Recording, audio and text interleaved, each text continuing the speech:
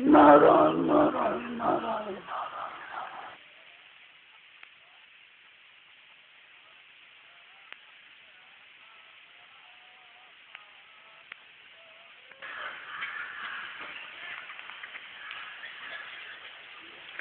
गीता में दूसरे अध्याय 11वें 30वें तक श्लोक तक जो प्रकरण आया है वो प्रकरण देह और देही का अलग अलग विभाग समझाने के लिए आया है।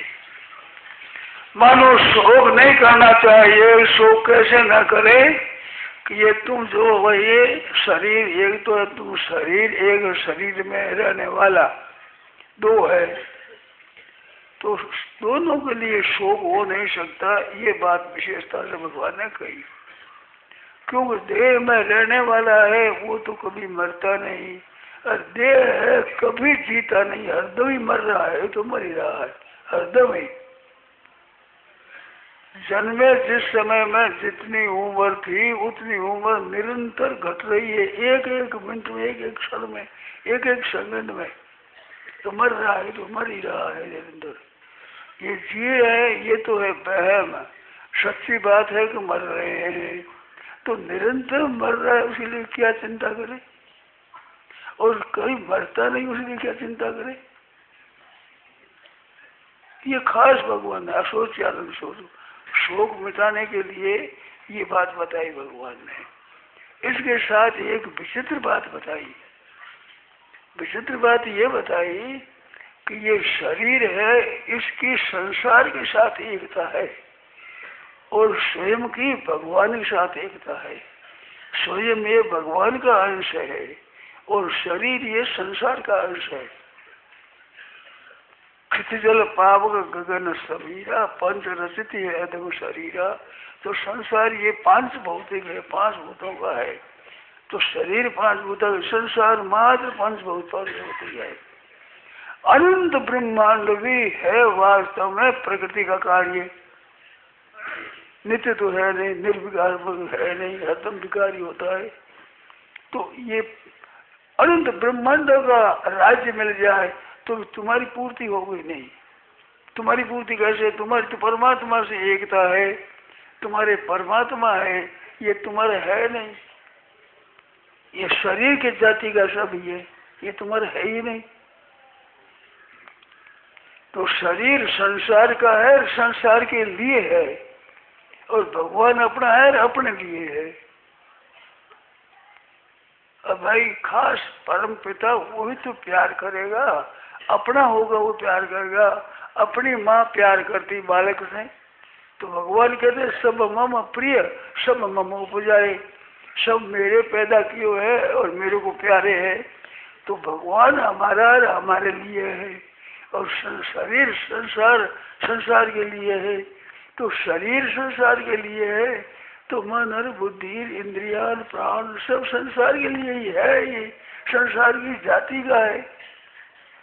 अब इससे सिवाय कुटुंब है, धन संपत्ति वैभव मकान आदि जितना है ये सब है संसार के लिए ही है, ये संसार का ही है। तो इनके द्वारा संसार की सेवा कर दी तो इसमें ये कर्म योग हुआ। तो इस सेवा कर दी तो सेवा की बदले में चाहे क्या, जब उनकी चीज उनको दे दी तो फल की इच्छा कैसे होगी? फल चाहिए क्या और चाहने क्या बात है? फल चाहना है वो ईमानदार थोड़ी है। इस बात से ये संसार का है, संसार के लिए ही है, और स्वयं हो उसको हमारे परमात्मा परमात्मा लिए है। इन दोनों में फर्क ये है कि शरीर के लिए संसार नहीं है, संसार के लिए शरीर है, पर इधर परमात्मा के लिए स्वयं है। ये बात भी ठीक है, पर बढ़िया बात है कि तुम जो लाभ चाहते हो, लेना चाहते हो, तो भगवान तुम्हारे लिए है। आप लेना चाहते हो तो कुछ तो लेना चाहते हो तो परमपिता परमेश्वर से मिलेगा, दूसरे से क्या मिलेगा? जो नाशवान है उससे आपको क्या मिलेगा? ये जो आशा रखनी है, इच्छा रखनी है कि धन संपत्ति में हम निहाल हो जाएंगे, त्रिलोकी का राज्य मिल जाए तो निहाल नहीं होंगे। क्यों? तुम्हारी है ही नहीं, तुम्हारे लिए है नहीं, तुम्हारे काम आने वाले नहीं है। तुम्हारे काम क्या आएगा? ये काम शरीर का आएगा या शरीर संसार का है? तो संसार शरीर का है उसको अपना मानते हैं, ये गलती होती है। तो शरीर संसार के लिए है। शरीर में अपना क्या है? अपना तो है भगवान। और ये संसार है क्या? संसार शरीर संसार का है, योग्यता संसार की है, वस्तु संसार की है। इसमें जो योग्यता है, इसमें जो बल है, शक्ति है, वो भी संसार की है, वो आपकी है ही नहीं, शरीर की है वो। शरीर संसार का है। शरीर के संसार के साथ एकता है, आपकी भगवान के साथ एकता है। जो भगवान सब में परिपूर्ण है उनके साथ है आपकी एकता है। शरीर जो संसार दिखता है इसके साथ एकता है। इसमें भी आप शरीर की सेवा कर सकते हो। आपको शरीर संसार आपकी सेवा नहीं करेगा। सब में स्वार्थ भरा हुआ है, ये जड़ काम नहीं आएगा। परमात्मा है, वो चेतन है और परम पिता है, वो हमारे काम आएगा, हमारा पालन पोषण करेगा। सब मम प्रिय सब मम हो जाए। जितना संसार में सुविधा होती है वो परमात्मा से। 15वें अध्याय में यही बात 15वें अध्याय में कही है, क्षर अक्षर पुरुषोत्तम से। 7वें में यही अपरा और परा और अहम से कही है। तो 15वें में उत्तम पुरुष अन्य परमात्मा यो लोग बढ़ते भरण पोषण परमात्मा करता है। ईश्वर है वो सबका विभर्ती भरण पोषण करता है। तो वो सब संसार के लिए है। संसार है वो है लेने वाला, संसार देने वाला नहीं है। दे के अभी सारा स्वयं नष्ट हो रहा है। तो संसार के तो साथ संबंध रखना है देने का, सेवा करने का।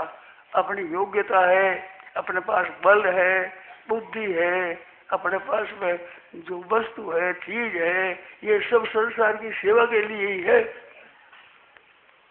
और आप स्वयं भगवान के लिए हो तो भगवान आपको देने वाले हैं, अपने आप को दे देते हैं भगवान। पत्र पुष्प फल जल देने वाले को भगवान खुद अपने को दे देते हैं। भगत मेरे मुकुटमणि। संसार आपको शरीर को मुकुटमणि नहीं बनाएगा, शरीर काम में लेगा। और काम में लेना है भोग और सेवा करना है योग। योग और भोग की ये बात है।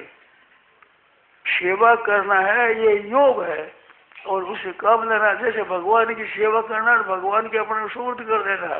पर भगवान ने अपने मन से ही करना, उसका भी भोग है। पर मन से ही करे तो भगवान करेंगे, तो भगवान तो पूर्ण है, उनमें कमी थोड़ी है। संसार सब मिलके ही अपूर्ण है, ये पूर्ण थोड़ा ही है। सबका सब संसार मिलके ही अपूर्ण ही है। इस बार संसार आपको निहाल नहीं कर सकता, निहाल करेंगे भगवान। सच्ची बात ये है, सीधी बात। इस वास्ते अपने कहने वाली चीजें हैं, सब चीजें भगवान की, ये संसार की है। और संसार है वो भगवान का स्वरूप है। क्यों? अपरा और परा प्रकृति भगवान का ही रूप हुआ तो संसार भगवान का ही रूप हुआ।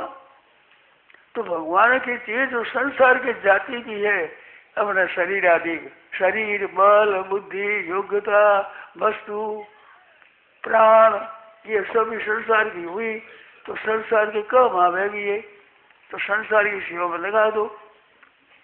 और भगवान पूर्ण वे सबका भरण पोषण करते हैं, तो संसार का भी भरण पोषण भगवान करते हैं। संसार में खुद अपना जीने की ताकत ही अपने में नहीं है। विभर्ती अब यही ईश्वर भगवान कृपा करके पालन पोषण करते हैं, तब संसार का काम चलता है। संसार अपने आप को स्वयं भी पूर्ण नहीं कर सकता, वो आपको जाल कर गया।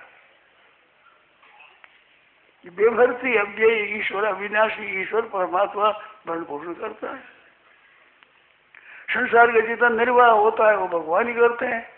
पालन करने का भगवान विष्णु जो वो पालन करता है। तो संसार तो खुद अपना भी पालन नहीं कर सकता, आपको निहाल क्या करेगा? ऐसे पालन करने की ऐसी भूख है तो अपने पास से कोई दे दो, इनकी है चीज। इनकी मान लो मन संबंध है भाई, शरीर भगवान का, स्थूल हो सूक्ष्म हो कारण हो, ये सब भगवान का है, ये भगवान के लिए है। संसार भी भगवान का है, संसारी भगवान है, सब जगह ईश्वर रूप है।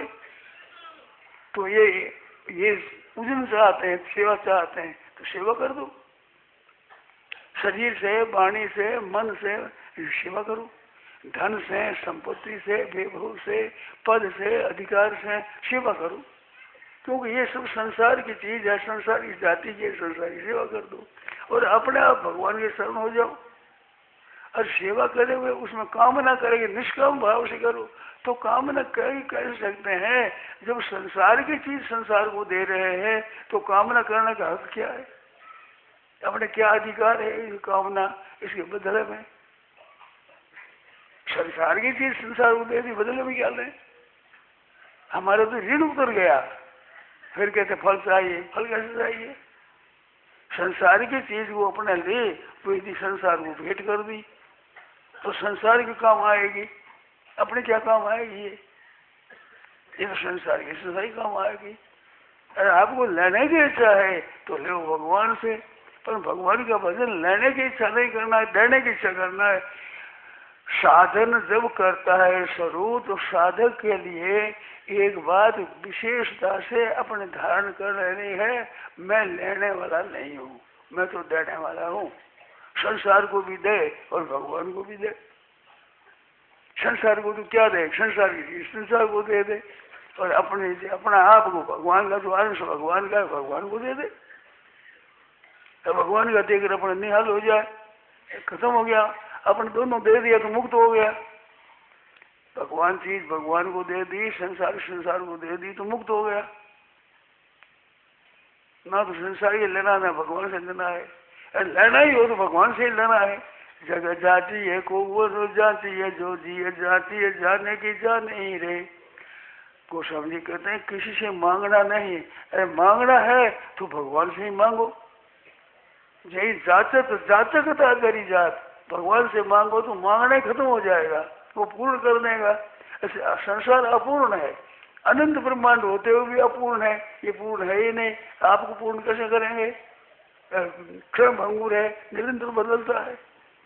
भगवान निरंतर रहते, आप निरंतर रहते हो, तो भगवान के आपका स्वाभाविक जन्म है। इस वास्ते एकता है। इस वास्ते ज्ञान मार्ग के लिए भगवान ने कहा कि मम साधर्म मार्ग था। ज्ञान मार्ग ही भगवान की सधर्म था। जैसे भगवान के नित्य है वो भी नित्य हो गया, तो भगवान की सधर्म जन्म मन से रहित हो गया। तो भगवान को साधर्म मांगा था, सधर्मता हुई भगवान के साथ में। जैसे भगवान ऐसे ये हो गया। हम साधे सागे भी न हो जाए प्रलय, ये जब तक भगवान का रूप नहीं होता, अपने स्वरूप में स्थित नहीं होता, तब तक कारण गुण संगों से सदस्य गुणों का संग करता। प्रकृति का गुण है, गुणों का संग से ऊर्ध्वगति सदस्यता मध्य तिष्ठता। गुणों के अनुसार ही गति होती है। गुणों के अनुसार वह जन्मेगा, वह मरेगा, दुख पावेगा। तो हमारे भगवान है, भगवान के हैं, ये बात ठीक समझ ले तो कठिनता नहीं होगी। ये कठिनता आपको एक नई बात दिखती है, नई बात है नहीं है। ये तो पुरानी सदा की बात है, नित्य बात है, सदा ही ऐसी बात है। उसको अपने माना गलती है, गलती छोड़नी है अपनी, तो भगवान की सेवा करनी बस। तो शरीर से संसार में भगवान की सेवा करनी है, और अपने से अपने भगवान के अर्पण कर देना सब सेवा से बढ़िया समय है। और भगवान के अर्पण करने, भगवान अपने को अर्पण कर देते हैं तो मिलेगा भगवान से ही। भगवान से भगवान मिलेंगे, खुद मिलेंगे। जो कौन देगा? संसार कोई खुद तो दे नहीं सकता। इसमें सीधी सारी बात है। तो ये शरीर का विभाग सबसे पहले समझने का है। अब ऐसा न समझा जाए, उस शरीर ही समझा जाए, मुख्य शरीर समझो, तो मुख्य शरीर को समझो तो फिर कर्म योग हो जाएगा। मन संसार के लिए कर्म करो, जो कुछ करना हो वो सब भगवान के संसार के लिए ही करना है, और कुछ करना है नहीं अपना।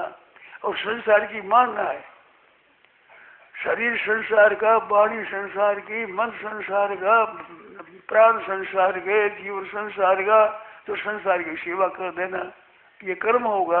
अब इसे चाहना कुछ नहीं है, योग हो गया, कर्म योग हो गया। तो पहले सांख्य योग है कि भगवान की चीज भगवान को दे दिया, मनु अपने आप को अपने आप को अलग रखा, इसे उस लिया नहीं। इस बात ये दो चीज लौकिक है, कर्म योग और ज्ञान योग दोनों लौकिक है।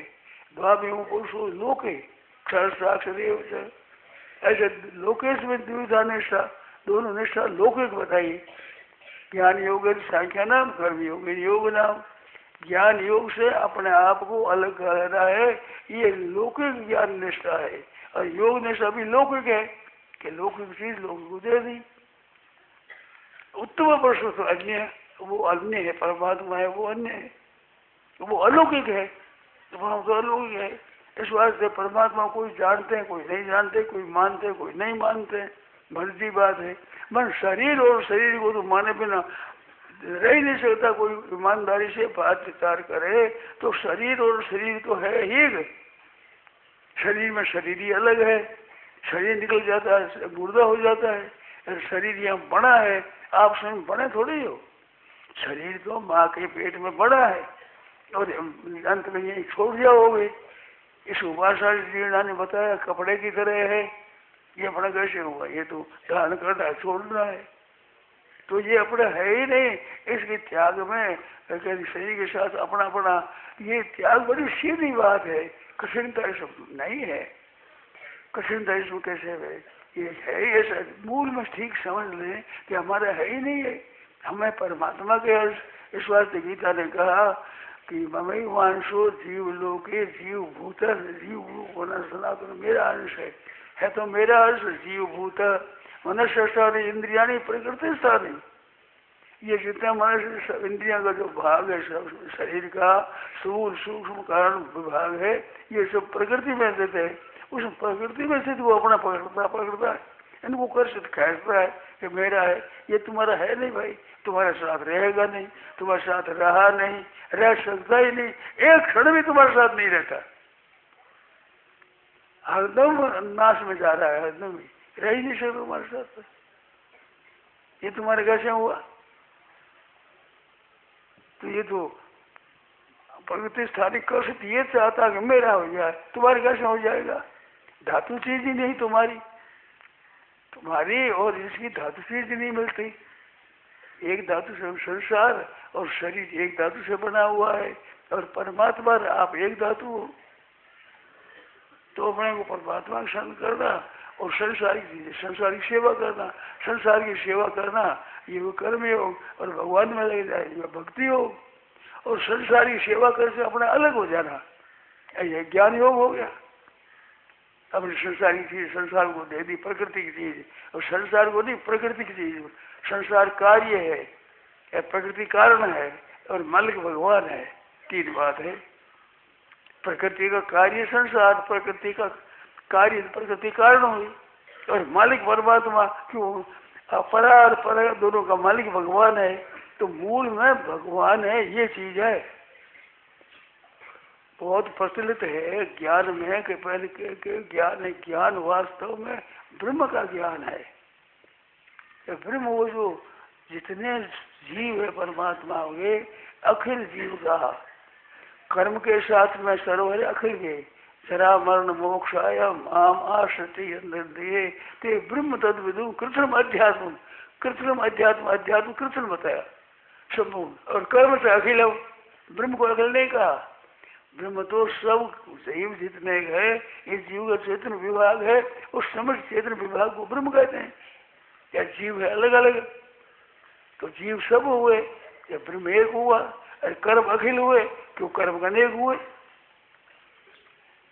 तो ये विभाग वास्तव में लौकिक है। तो ये पहला श्लोक है ना 29वां, ये कर्म योग और सांख्य योग का है, और जो अंतिम 30वां श्लोक है ये भक्ति योग का है। तो भक्ति योग इनसे अलग है।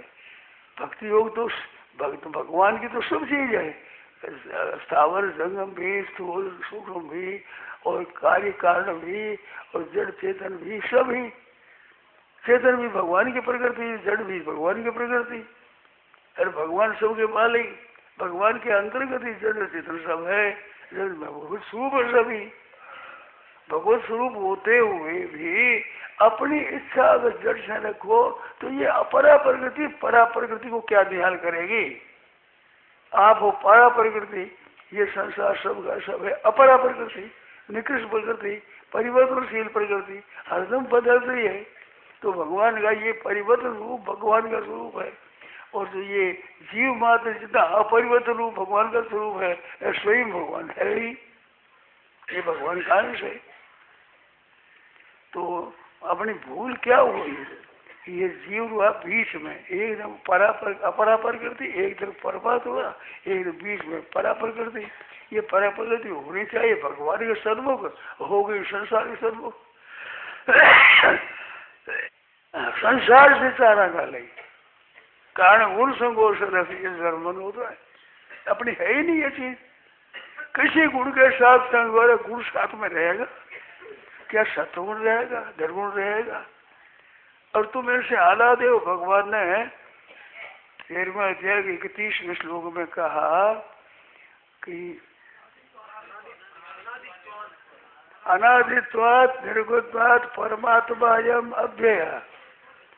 अनादित्वात् निर्गुणत्वात्, अनादि तो प्रकृति, प्रकृति में पुरुष विद्यादि उभाव दोनों अनादि का। तो पुरुष अनादि, अनादित्वात् निर्गुणत्वात्, गुण नहीं है तो गुण तो संग है, जन्म देने वाला, कारण गुण संकोच है। अनादित्वात् निर्गुण तो परमात्मा अयम, ये शुद्ध परमात्मा है, शुद्ध।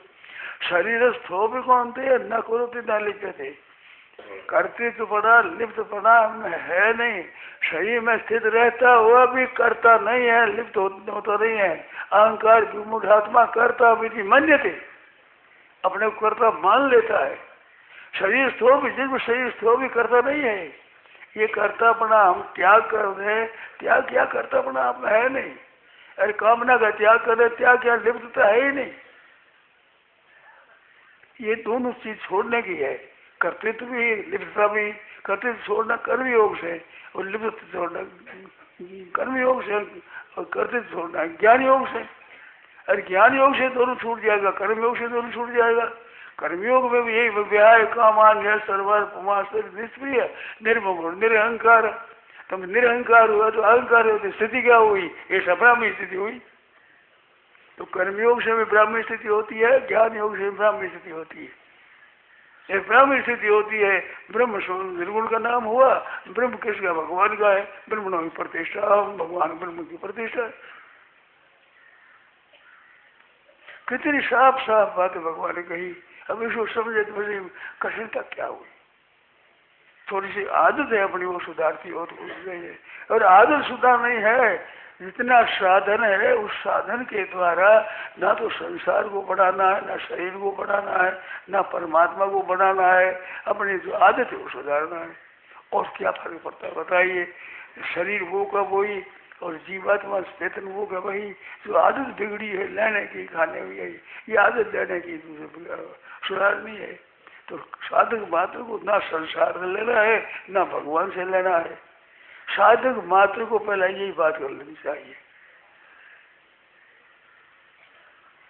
तो शरीर स्थो भी न करो फिर न ले पेते, अहंकार भी उदार करता में मान्यता है। आसक्ति कामना ये करता है, इसके साथ संबंध नहीं है। और जैसे ये नहीं रहेगा तो ये नाहंकृत तो भाव बुद्धि कैसे लिप्यते, न करोते न लिप्यते का। जिस यश्य नाहंकृत अहंकृत भाव नहीं है, बुद्धि जैसे लिप्यते अथवा से संपूर्ण लोगों को मारते है, मारता है, नपटता है। ये अहंकार लिप्तता ये खास बंधन है। तो कर्म ज्ञान योग अहंकार को मिटाता है, और कर्म योग लिप्तता को मिटाता है, और आगे तो साधन से दोनों को मिटा जाते हैं। पहले कामना को मिटाता है, फिर भी आए कामान निरहंकार, फिर अहंकार पीछे मिटता है। और ज्ञान योग में अहंकार अहंकार पहले मिटता है, पीछे कामना आदि मिटते हैं। क्यों ज्ञान योग है सूक्ष्म, जड़ चेतन का विभाग करते हैं। तो जड़ चेतन का विभाग करे तो मैं हूँ, तो मैं हुआ उस मैं को मिटा दिया, हूँ को अलग कर दिया। और कर्मयोग से कामना को मिटाता है। तो कामना को मिटा कर कभी कामान जैसा ये इस बात से प्रजाति हिदा कामान कर्मयोग का विषय है। तो पहले कामना को मिटाने की बात आवेगी और ये ज्ञान की विचार हो तो अहंकार मिटाने की बात आवेगी। सीधी सीधी बात है, वो सूक्ष्म है। इस बार ज्ञान मार्ग कठिन होता है, क्लेश अधिक तरह सब अभ्यक्ता है शब्द से सब। और भक्ति योग हित सर्वाणी के मई सन्या से मत परा अरण्य नहीं होगा। अब भगवान मुझे समुद्र उद्धार मैं करूँगा, मन अहंकार बेचारा कहता मेरा काम है, तुम तो मेरे परायण हो जाओ, वो भगवान करेंगे। ये हमारा नहीं है, ये संसार का है, प्रकृति का है, अपना नहीं है, उसको अपना मांगना है, यही गलती है, यही बंधन है। और एक बहुत विलक्षण बात यह है कि इसके बिना दूसरा उपाय है ही नहीं। क्या अपनी आसक्ति अपनी कामना मिटा सकते हो? और कोई उपाय से कि बल के द्वारा, योग्यता के द्वारा, कोई तपस्या से, त्याग से क्या अहंकार मिट सकता है? नहीं मिटेगा। जब तब करो तो उससे भी बहुत देरी से मिटेगा। जो मिटाने की भावना होगी तब नहीं, शक्ति प्राप्त होगी, सिद्धियां प्राप्त हो जाएगी, योग्यता प्राप्त हो जाएगी, बड़े लोग प्राप्त हो जाएंगे, तो वास्तव में प्रकृति प्राप्त होगी। और क्या प्राप्त होगा? अपनी आसक्ति कामना ऐसे नाहंकर दो भाव बुद्धि ऐसे लिपते, बुद्धि का लिप्तपना और अहंकार पना ये और बल से, बुद्धि से, तपस्या से, त्याग से किसी तरह मिटता है नहीं। ये मिटता है केवल इनको अपना मन न मानने से। इसकी सिवाय मिटता ही नहीं दूसरे से, और इनसे मिट ही जाता है क्योंकि वास्तव हमारा है ही नहीं। तो है ही नहीं, उसको मिटाना क्या है? इसको मिटाना की चेष्टा तो उसको स्थिर करना है। दोनों विचार करके देखो तो आदमी व्यतिरेक से इससे मिटता है, दूसरे से मिटता नहीं है। साधु कई भाई सज्जन करते हैं, साधन करते करते कामना मिटती नहीं। कामना क्यों नहीं मिटती है? उसका कारण क्या है कि शरीर को अपना समझ कर साधन करते हैं। अब शरीर को समझ जरूरत रहेगी, खाने पीने की जरूरत है, कपड़े की जरूरत है, मकान की जरूरत है, अब उसको कैसे छोड़े? कामना छूटते नहीं। यार शरीर ही उसे का ही ऐसे हुए तो कामना हमारे है ही नहीं। कामना है नहीं आप में। नष्टो मोह स्मृति लब्धा। स्मृति क्या कि हमारी चीज है ही नहीं। स्मृति लब्धा का अपना अर्थ ये किया है कर्मियों का निष्काम भाव का स्वतः है और परमात्मा का स्वयं स्वतः है और सच्चिदानंद स्वतः है। स्मृति लब्धा ये अर्थ किया गीता। तो भाई याद आ गई तो याद आ गई, करना क्या पड़ा बताइए? पहले से है ये। ऐसा शरीरस्थ हो भी न करो तो न लिप्यते, कहते द्वारा हो लेप का त्याग करना। त्याग क्या तुम्हारा है ही नहीं है, शरीर में स्थित तो इस स्वरूप में नहीं है। करता मन्य थे मानता है, कामना करता है। अरे कामना छूटती है, कोई कामना आपके साथ रह सकती नहीं। कहते थे वो कामना छूटती नहीं है, हम कहते कामना टिकती नहीं। इतने आप बैठे बताओ कोई कामना 8 बार भी रहती है? वो रह नहीं सकती। आप कहते तो छूटती नहीं, हम कहते तो टिकती नहीं, रहती नहीं, क्योंकि आपके साथ है नहीं। आपके साथ जो परमात्मा है आपका, परमात्मा आपका संबंध कभी मिटेगा नहीं, तो मिट सकता नहीं, कोई मिटा नहीं सकता। ममई वांशो भगवान कहते हैं, वो मिटाओ कैसे? भगवान भी नहीं मिटा सकते। भगवान मिटाना चाहते, मिटाने क्यों मिटा, क्यों चाहते हैं, अरे क्यों मिटाने करेगा? तो उसका संबंध टिकता है, संसार का संबंध मिटता है हरदम ही। इस वास्ते अपनापन जो शरीर में है, इंद्रियों में है, मन में, बुद्धि में अपनापन है, ये अपनापन आपका बनाया हुआ है। अपनापन है नहीं इसके साथ में। अरे भगवान के अपनापन को भूल गए तो बहुत बड़ी गलती क्या करी कि जो संसार की उसको तो अपनी मान लिया, ऐसे अपना है उसको भूल गए। ये तो बड़ी गलती यही हुई, और क्या गलती है बड़ी? जो अपना है उसको भूल गए, वो याद ही नहीं है, पता ही नहीं है ईश्वरी है कि नहीं है, उसमें संदेह पड़ गया। यार कहीं मानते नहीं है ही नहीं, जो वास्तव में अपना है, जिसके स्वयं अंश हो आप, आपका अंश ही है, खाप आपका माँ बाप है, उसको तो कहते है ही नहीं। और संसार मेरा है, जो आपका कभी हुआ नहीं, कभी होगा नहीं, कभी आपका हो सकता ही नहीं, आपका इनका स्वभाव ही नहीं मिलता। आप निरंतर निर्विकार रहते हैं, ये निरंतर विकार है, निरंतर नाश होता है, निरंतर बदलता है। आप निरंतर एक रूप रहते हैं। बालकपन में मैं था, वही आप आज हो।